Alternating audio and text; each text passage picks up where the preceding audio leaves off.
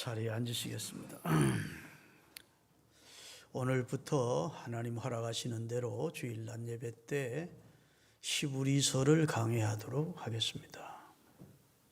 히브리서는 제목대로 히브리인들에게 라는 제목으로 보낸 편지입니다. 히브리인은 이스라엘 사람들을 가리켜서 히브리인들이라고 합니다. 초대교회 당시는 거의 히브리인들이 예수 그리스도를 주로 영접하고 기독교인이 됐습니다.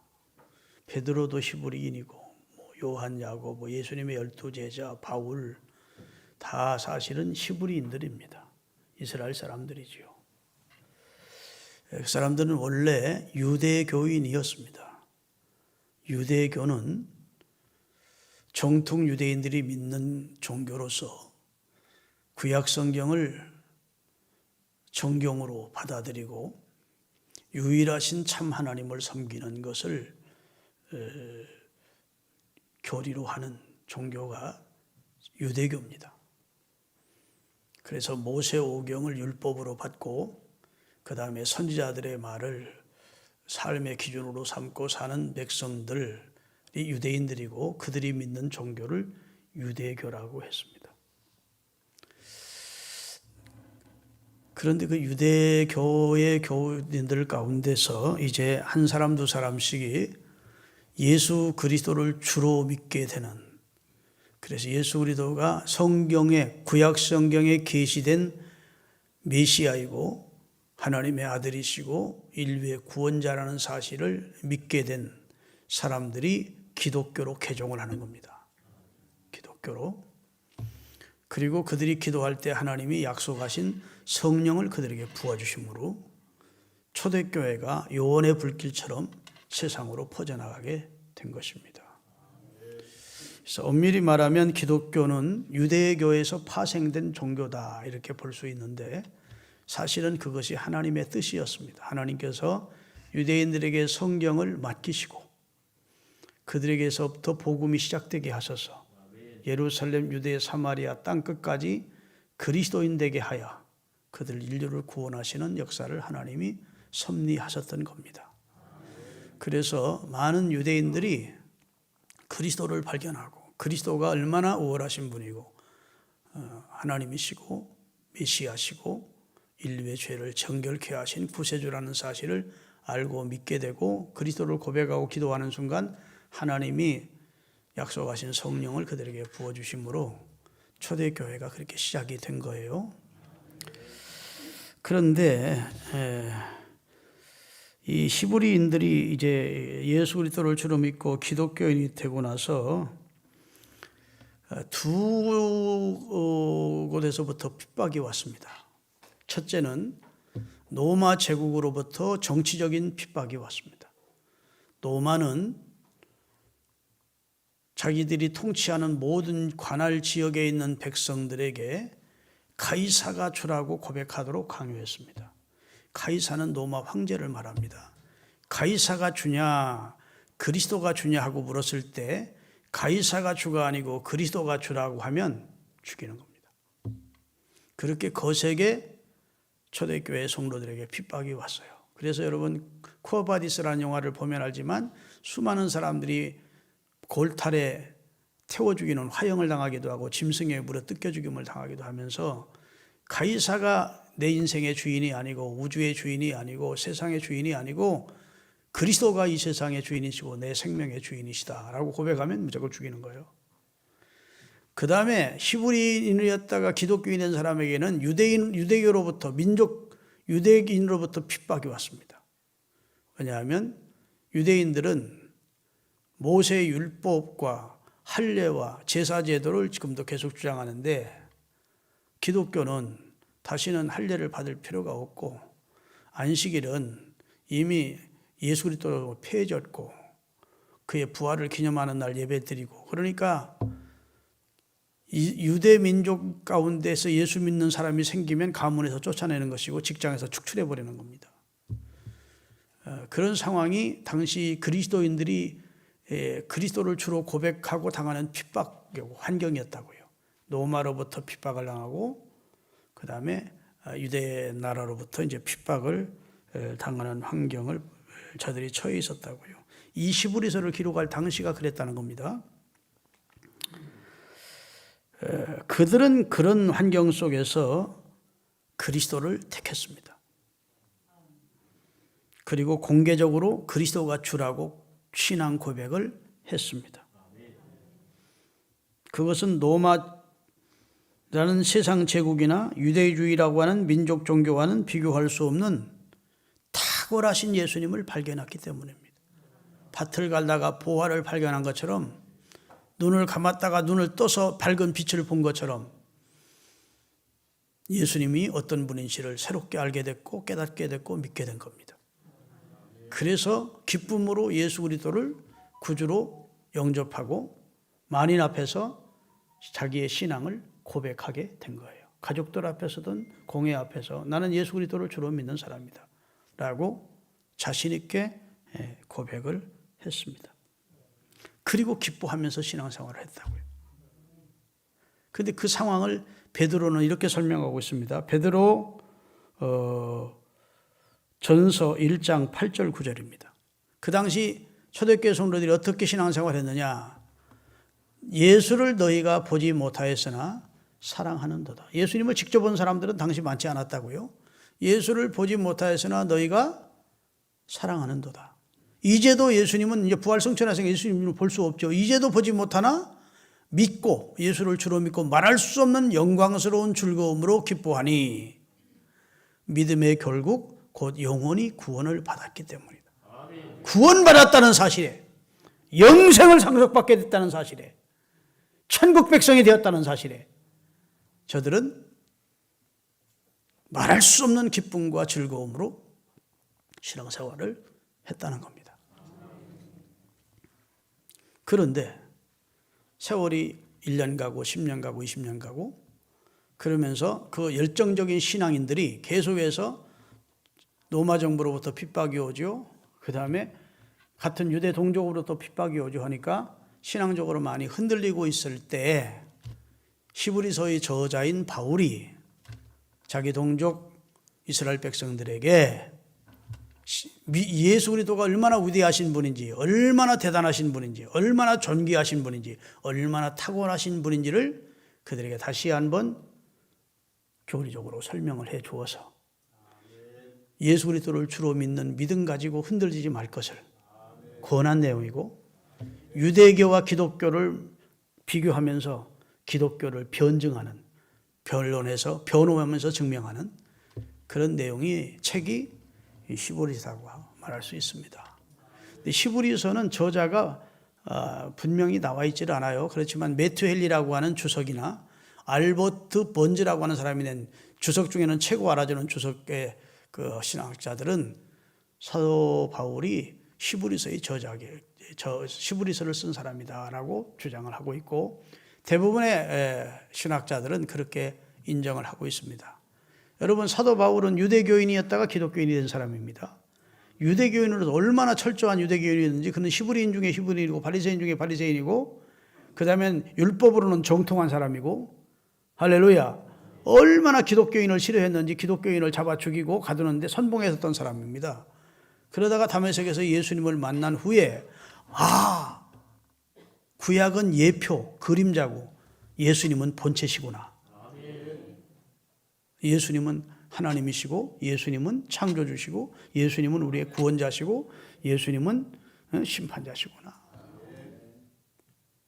유대교와 기독교는 게임이 안 되는구나. 하늘과 땅 차이구나.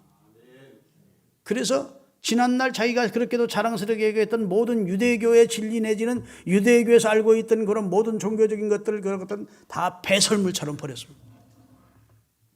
예수 그리스도를 아는 지식이 가장 고상하고 가장 예수 그리스도가 귀하다는 사실을 깨닫고 알게 된 그에게 결단을 했는데 그가 그리스도를 위해서 살겠다고 결단을 하고 선교사로서의 사역을 바치게 되는 것이지요.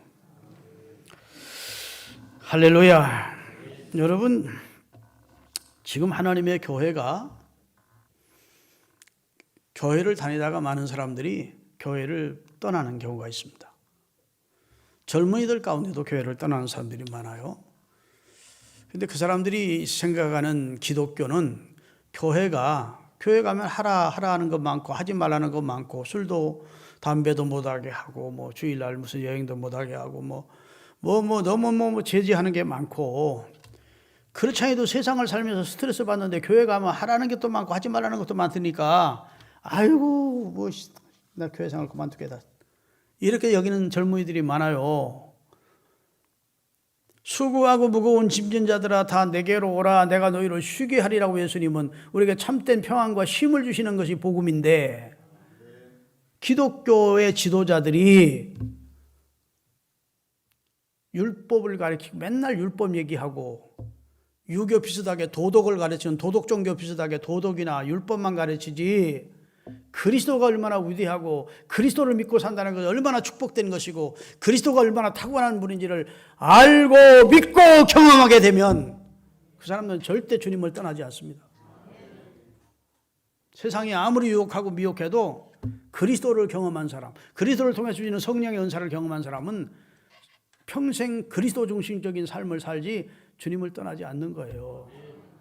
그런데 교회가 성경 말씀을 진리로 받지 않고 기독교 경전의 한 텍스트 정도로 이해를 하고 인본주의 자유주의 신학을 받아들인 다음에 예수님을 노동운동을 하신 분이라고 예수님은 정신혁명을 하신 분이라고 예수님이 정신혁명하러 이 세상에 오신 게 아니에요. 예수님이 노동운동 하려고 압제당하는 사람들을 해방시켜주러 오신 분이 아니에요.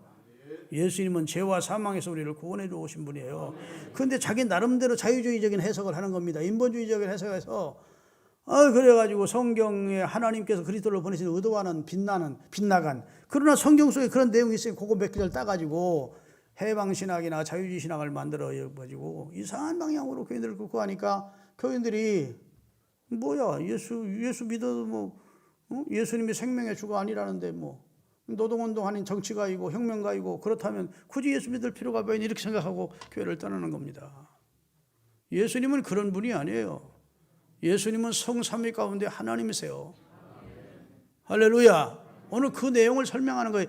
히브리서는 예수님의 탁월성을 말하는 겁니다. 예수님은 이스라엘 백성들이 존경하는 인물들 가운데 나비라 해서 선지자들을 존경했습니다. 왜 선지자들을 왜 존경했냐? 하나님의 대언자라고 생각했어요. 하나님의 말씀을 받아서 대언하는 사람. 그런데 안타깝게도 거짓 선지자들이 있어서 망정이지 거짓 선지자가 아닌 진짜 하나님의 말씀을 받아서 대언해 주는 사람을 이스라엘 백성들은 가장 존경하는 인물로 여겼다고요. 할렐루야. 그런데 오늘 히브리서 본문 딱 시작하면서 하나님이 선지자들을 통해서 대언자들을 통해서 여러 모양과 여러 부분으로 말씀하신 하나님이 이 모든 날 마지막 곧 말세가 시작되면서 그리스도가 오시면 신약시대가 시작되면서 그 아들 예수 그리스도로 말씀하기 시작했다. 그러니까 예수님은 어떤 선지자보다 위대하신 분이시다. 그 다음에 4절부터 14절까지는 이스라엘 사람들이 존경하고 흠모하는 그 존재 가운데 천사를 존경했습니다.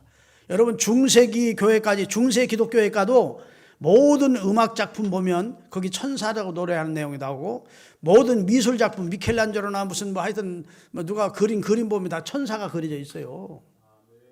응? 그 천사 숭배 사상까지 있었습니다. 네, 천사를 그렇게 귀히 여겼는데 오늘 4절부터 14절까지 보면 천사와 예수님은 비교가 안 된다.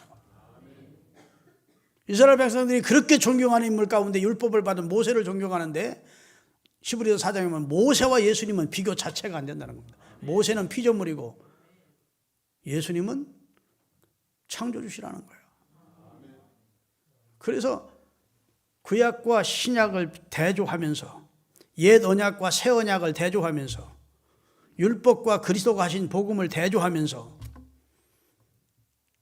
인류 가운데 가장 뛰어나신 유일하신 구주가 되시는 그리스도의 우월성과 그분은 천지를 창조하기 전부터 계신 그분은 선지하신 분이에요. 따라서 예수님의 선제성과 우월성을 강조하는 책이 그게 히브리서입니다.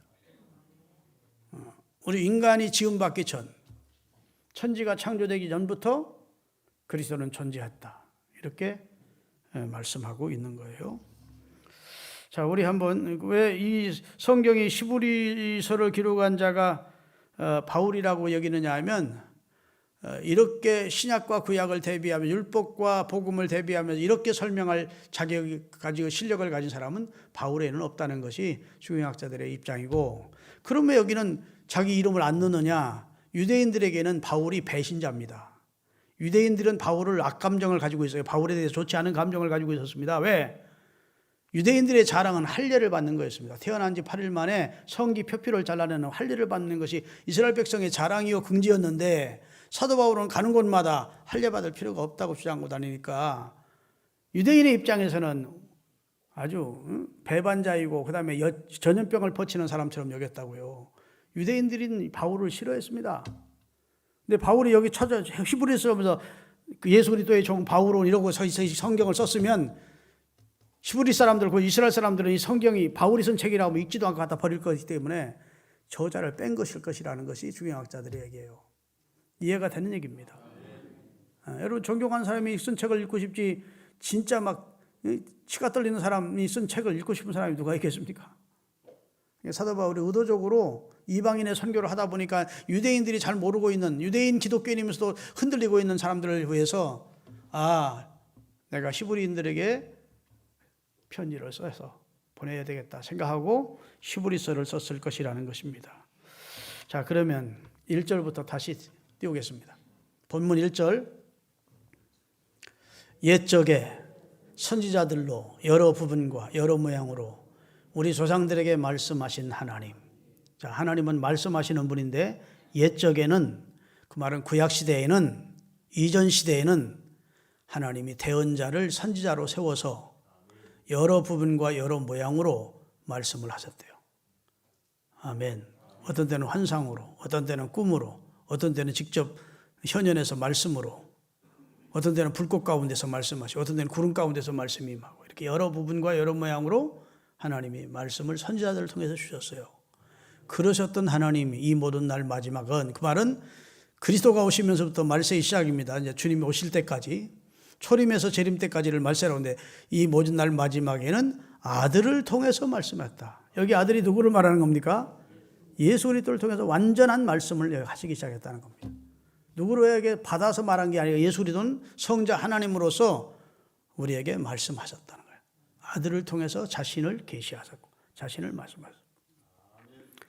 그래서 성경의 기록, 계시는 예수 그리스도로 끝나는 겁니다. 따라합시다. 예수 그리스도로 성경 계시는 끝이 났다. 이 성경에 더하지도 말고 빼지도 말라는 것이 하나님의 말씀이고, 더하면 재앙을 더할 것이고 빼면 그 이름을 생명책에서 빼겠다는 겁니다. 오늘 태극기 운동을 하고 있는 모 목사님이 자꾸 계시받았다고 그러는데 그 신학적으로 그분이 실수하는 겁니다. 성령의 감동을 받았다고 해야 돼요. 기도하다가 하나님께서 깨우쳐 주셨다 이런 정도면 모르지만, 직통계시를 받는 것으로 하면, 제가 총회 재판국에 3년 있었는데 무조건 직통계시를 받았다면 이단으로 면직을 시켰습니다. 직통계시가 지금은 없는 시대예요. 기도하면 성령의 감동이나 깨우침을 주시는 시대지, 하나님이 성경으로 마감하셨어요. 그리스도를 통해서. 믿습니까? 직통계시는 안 돼. 그분이 뭐 애국운동을 한 것을 존경하는 인물이지만 그것은 좀 교정을 하셔야 되겠다 싶어요. 무슨 자기가 막 계시를 받았는데 뭐 모세하고 자기밖에 성경을 해석할 사람이 없고, 이런 말 다 교만한 말입니다. 아멘. 하여튼 예수님을 통해서 하나님은 말씀을 하셔요. 그전에는 대언자들을 통해 말씀하신 하나님이 이제는 예수 그리스도 곧 그의 아들을 통해서 말씀하셨다. 그래서 요한복음 1장에 보면 태초에 말씀이 계셨다. 이 말씀이 하나님과 함께 계셨는데 이 말씀은 곧 하나님이셨다. 할렐루야. 그리고 그가 없이는 된 것이 하나도 없다. 그의 말씀으로 세상은 지음을 받았다. 그리고 세상에 그분은 빛으로 오셨다. 이렇게 돼 있어요. 예수님은 빛으로 이 세상에 오셨는데 사람들이 어둠에 있어서 깨닫지 못했다. 눈이 감겨진 상태라 빛이 왔는지도 몰랐다. 빛이 온 줄 아는 사람들도 빛으로 나오기를, 자기 행위가 드러날까 해서 빛으로 나오기를 기뻐하지 않았다. 그래서 예수님이 빛으로 오셨다는 사실을 인정하지 않기도 하고, 그것을 몰랐던 사람들이 그리스도를 아직도 영접하지 않는 것이지, 예수 그리스도가 빛으로 오신 분이고 그분은 성자 하나님이시고 우리의 구원자라는 사실을 알고 깨닫게 된 빛으로 나온 사람은 다 그분을 영접하게 되는 것입니다. 할렐루야. 그래서 그 다음에 2절을 보겠습니다. 2절 띄우세요. 자, 그가 태초에 하나님과 함께 계셨고 그러세요. 그 태초부터 선지했던 분이라는 겁니다. 여기서 태초라는 것은 천지 창조 전입니다. 영원 전부터 하나님과 함께 계셨고 3절 만물이 그로 말미암아 지은 바 되었으니 지은 것이 하나도 그가 없이 된 것은 없다. 창세기 1장을 띄우겠습니다. 왜 하나님이 하나님이라고 하고 예수님을 하나님이라고도 합니까? 이렇게 이야기하는 분들에게 제가 설명을 해드릴게요. 하나님이 가라사대, 하나님이 천지와 만물을 창조하신 다음에 하신 말씀입니다. 하나님이 가라사대 우리의 형상을 따라 우리의 모양대로 우리가 사람을 만들고 그로 바다의 고기와 공중의 새와 육축과 온 땅에 기는 모든 것을 다스리게 하자. 여기 우리가 복수입니까? 단수입니까? 내가 내 형상대로 사람을 만든다. 하나님이 그렇게 말씀하지 않으시고 우리라는 단어를 써서 하나님이 천지와 만물을 창조할 때 성부 하나님, 성자 예수님, 성령 하나님이 수거해서 상의해서 창조했음을 창세기 1장에 선언해주고 있습니다. 믿습니까? 그래서 예수님은 유대인들 나이 많은 사람들 앞에서도 아브라함도 너희 조상 아브라함도 나보기를 원했다. 나는 아브라함보다 먼저 있었다. 이런 말씀을 하니까 유대인들이 이해가 안 되니까 나이 50도 못된 놈이 우리 까마득한 조상보다 먼저 있었다고 그러니까 막 돌로 예수님을 치려고 했다고. 근데 그 말은 사실입니다. 예수님은 태초요 상고라고. 태초부터 계신 분이라고. 여러분, 여하튼 예수님께서 천지와 만물을 창조하시는 창조주시다. 이게 이제 히브리서 첫 장의 선언이에요. 그분은 말씀으로 이 세상에 오셔서 하나님을 정확히 우리에게 가르쳐 준 분이고 그 다음에 태초의 말씀 천지를 창조할 때부터 계셨고 그분은 천지 만물의 창조주가 되신다. 이렇게 말씀하고 있어요. 이해되셔야 되는데 아멘들 안 하시네. 할렐루야. 근데 그분에 대해서 쭉 말씀을 하십니다. 성경에 보면 이제 3절부터 다시 읽겠습니다. 본문 3절을 띄우세요. 이분은 하나님의 영광에, 자, 하나님께서 2절에 보면 그분은 하나님이 이 세상의 창조 후사로 세우셨대. 천지와 만물의 주인으로 세우시고 그 다음에 그분은 하나님의 영광의 광채시래요. 여러분, 저를 보십시오. 사람들은 세상에서 영광의 자리에 오르려고 혼신의 노력을 합니다. 어떻게 하든지 영광의 자리에 앉으려고 그러죠. 하지만 예수님은 공생의 기간 동안 끊임없이 당신의 영광을 버리시는 일을 계속하셨습니다. 당신의 영광을 내놓으셨습니다.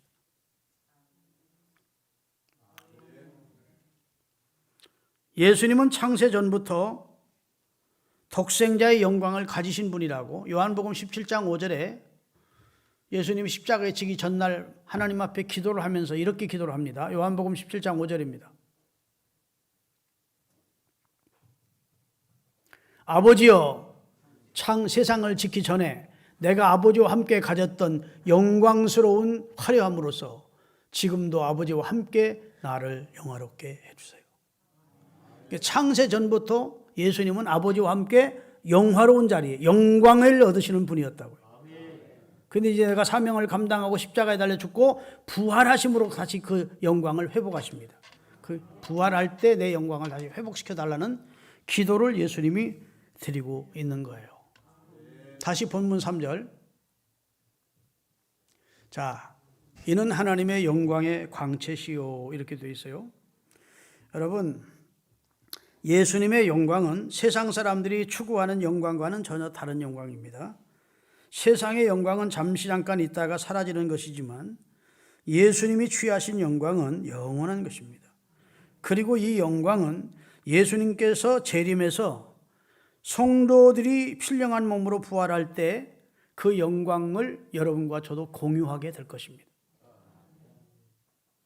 크게 아멘 하세요.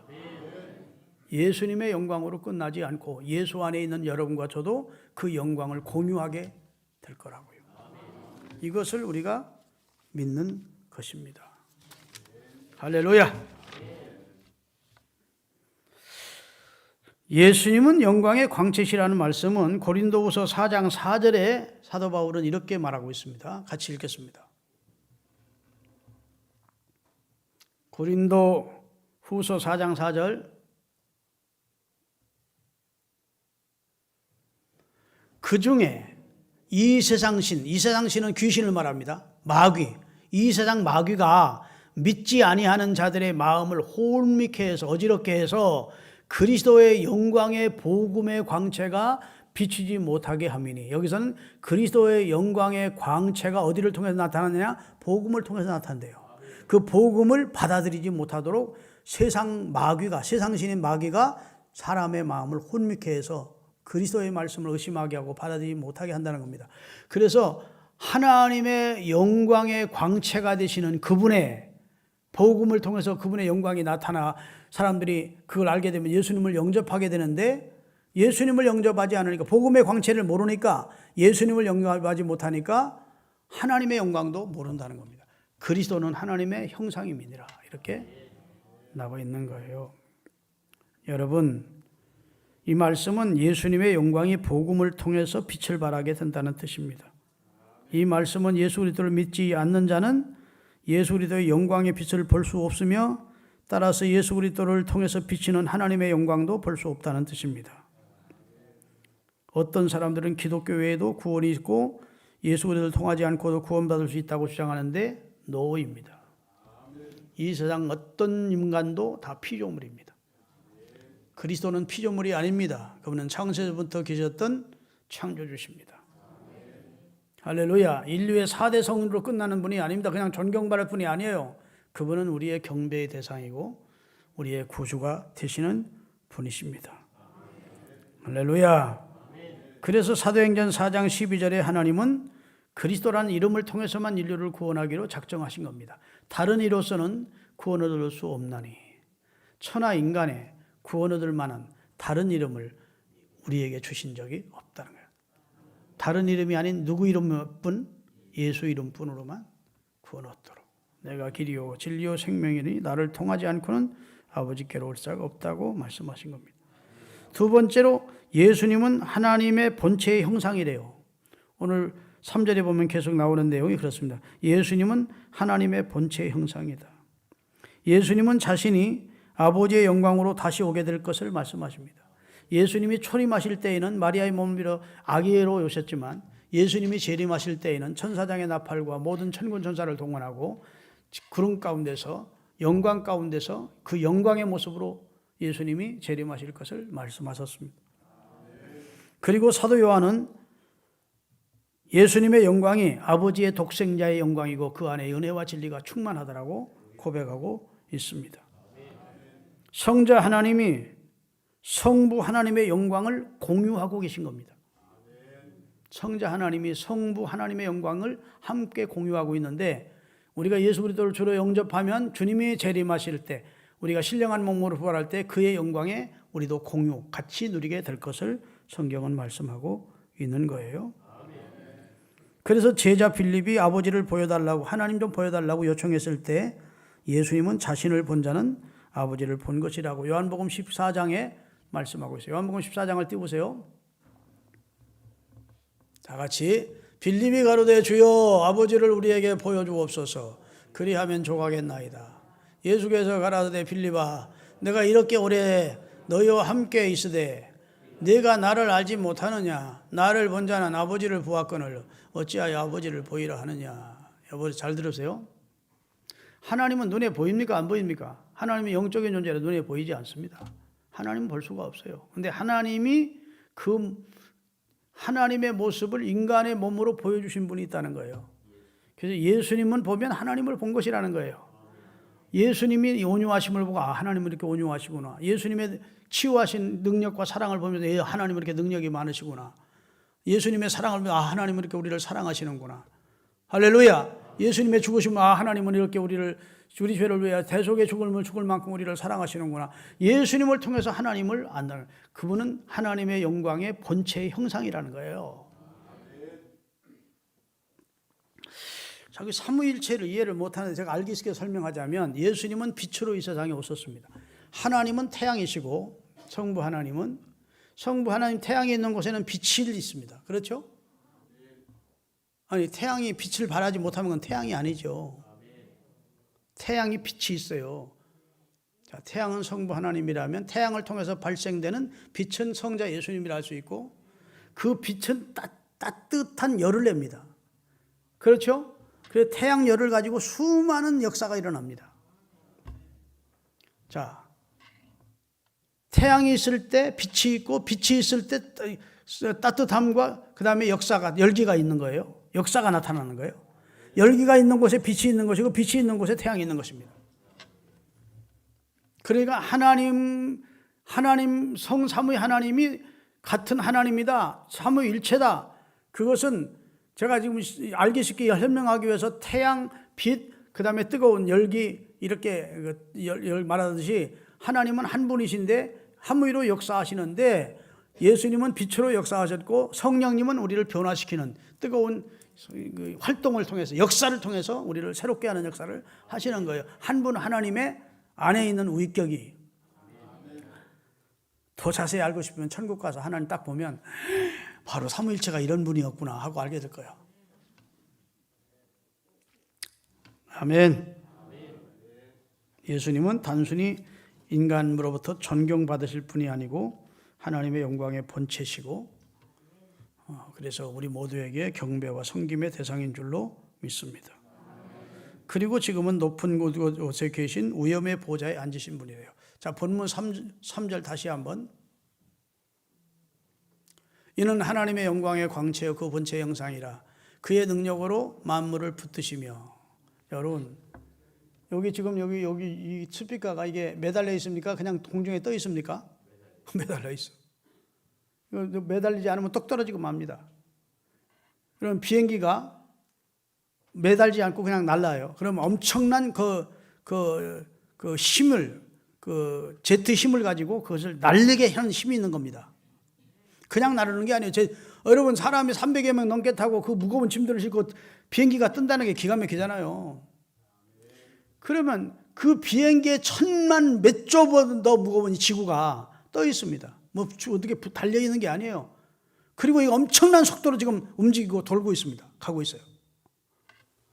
이렇게 섭리하신 분, 하나님이 천지와 만물을 창조해 놓고 그렇게 일정한 궤도를 섭리하시고 보존하시는 분이 계시다는 거예요. 그 말은 하나님이 능력의 말씀으로 만물을 보존하시고 섭리하고 계시다. 그렇지 않으면 이 모든 혹성들이 충돌해 가지고 이거 사람이 살 수 있겠습니까? 지구가 태양 가까이 가서 사람이 다 타워 죽지 않겠습니까? 여러분, 달이 전부 가까이 와서 바닷물이 이 지구를 땅을 다 덮지 않겠습니까? 어느 정도 와서는 다시 또 물러가게 만드셨어. 기가 막히게 초상tel부터 시작해 가지고 조금, 그다음 조금이라고 또 뭐라고 그러지? 조금 때도 있고 뭐 하여튼 뭐 있어요. 사리때. 기가 막히지. 이 모든 만물을 창조만 하셨을 뿐 아니라 이것을 보존하신대요. 이걸 섭리하신대. 다스리고 계시대요. 그 다음에 가장 중요한 예수님의 사역은 죄를 정결케 하는 일을 하셨어요. 이게 우리에게 가장 고마운 일입니다. 우리 기독교인 입장에서, 우리 인간 입장에서는 죄의 삭은 사망인데 우리 죄를 예수님은 오셔서 정결케 하는 일을 하셨다. 그래서 우리 주님을 생각할 때 우리는 그분을 은혜의 주라고 그러고, 조금 전에도 나 같은 죄인 살리신 주 은혜 놀라와 찬송하는 겁니다. 그 다음에 이제는 인류 구원의 사역을 완성하시고 부활하신 후 높은 곳에 계신 하나님의 위엄의 보좌 우편에 앉으시고 계시다. 사람이 일을 거의 다 끝냈으면 앉아서 쉬는 것처럼 예수님도 이 세상에 오셔서 낮아지셔서 인류의 죄를 감당하시고 부활하시고 승귀하신 다음 하나님 보좌 우편에 앉아서, 요한계시록 7장 9절에서 12절입니다. 지금은 뭘 하시느냐? 천군 천사와 앞서간 성로들에게 찬양과 경배를 받고 계시대요. 2일 후에 내가 보니 각 나라와 족속과 백성과 방언에서 아무라도 능히 셀 수 없는 큰 무리가 흰 옷을 입고 손에 송유가지를 들고 보좌 앞과 어린 양 앞에 서서 큰 소리로 외쳐 이르되 구원하심이 보좌에 앉으신 하나님과 우리 하나님과 어린 양 예수 그리스도에게 있다. 어린 양 예수 그리스도가 왜 양이라고 했느냐면 속죄의 양으로 죽었거든요. 예수님이. 그 다음에 모든 천사가 보좌와 장로들과 내 생물 주위에 섰다가 보좌 앞과 엎드려 얼굴을 대고 하나님께 경배하며 아멘 찬송과 영광과 지혜와 감사와 존귀와 능력과 힘이 우리 하나님께 있도다 하고 구원받은 성도들과 천군 천사가 하나님을 보좌에 앉으신 주님께 경배를 드리고 있더래요. 자, 오늘 빌립보서 2장 읽고 이제 말씀 마감합니다. 빌립보서 2장 5절부터 너희 안에 이 마음을 품으라 곧 그리스도 예수의 마음이니 예수님은 근본 하나님의 본체셨다. 아까 얘기한 대로 하나님의 영광의 광채고 그 본체라는 거예요. 본체셨다. 영광스러운 분이셨다. 하나님과 동등됨을 존재였는데 그것을 버리셨다는 거예요. 취할 것으로 여기지 아니하시고 오히려 자기를 다 비워 종의 형체를 가지고 이 세상에 오셨고 사람들과 같이 되었고 사람의 모양으로 이 세상에 나타나셔서 자기를 낮추시고 죽기까지 복종하셨으니 그 십자가에 죽으십니다. 여기까지가 존귀하신 하나님의 아들 예수 그리스도께서 낮아지셨다는 예수님의 비하, 낮아지심을 설명하는 겁니다. 거기 바닥을 딱 치고 그랬더니 하나님이 어떻게 하시냐? 이러므로 하나님이 예수님을 이제 높여지기 시작하는데 이걸 승귀라고 그래요.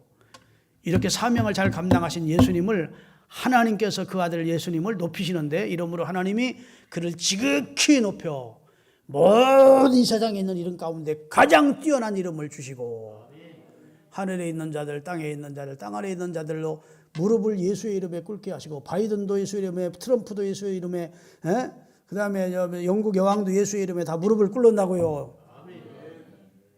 그리고 예수를 뭐라고 불러요? 모든 입으로 예수 그리스도를 주님이라고 시인하여 하나님께 영광을 돌리도록 예수님을 높여주셨다. 예수님은 사람, 우리 인간과 똑같은 부족모일로 태어난 한 인간이 아니야 그 말입니다. 예수님은 탁월하신, 존귀하신 내 생명의 주인이시고 할렐루야 우주 만물의 상속자시고 만물을 통치하시는 분이시고 내 인생의 생사화복을 주관하시는 분이시고 아멘. 우리를 구원하신 분이시고 그 예수님을 바로 알게만 하면 아무리 미혹이 와도 유혹이 와도 예수님을 떠나지 않는 겁니다. 그 예수님을 배우지 않고 맨날 교회 와서 착하게 사세요. 밥 배우지 마세요. 술 마시지 마세요. 뭐 율법이나 가르쳤어 그러니까 아이고 예수 믿기 보통 힘든 게 아니구만. 그리고 세상에 스트레스 받고 교회까지 와서 스트레스 받기 싫으니까 젊은 애들이 교회를 떠난다니까. 예수님이 누군지를 정확히 알면 평생 예수는 떠날 수 없어.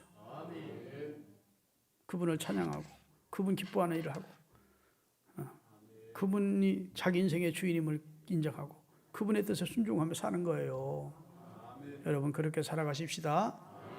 기도하겠습니다.